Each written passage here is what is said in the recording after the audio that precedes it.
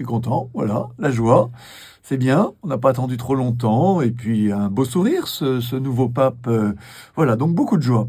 Il l'a dit lui-même dans ses premiers mots, en se référant d'ailleurs plusieurs fois au pape François, dans les premiers thèmes qu'il a indiqués: une église pour tous, une église synodale, une église en marche, une église qui veille à la paix, une église qui fasse grandir la sainteté, une église proche des paroles en souffrance, mais c'est la continuité avec le pape François, et je dirais plus généralement l'Évangile.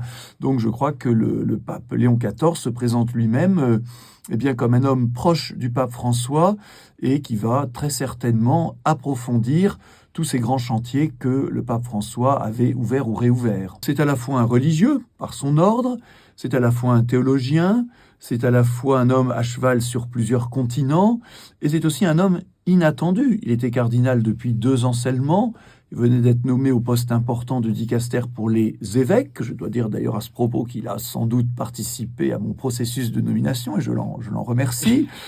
Voilà, donc un homme inattendu, et aussi d'une certaine manière quand même un vote inattendu, tout simplement parce qu'il était relativement récent. C'est pas un homme de la curie au sens d'y avoir toujours été, mais manifestement, eh bien, il a dû susciter un élan, comme un homme d'unité aussi, comme un homme d'unité.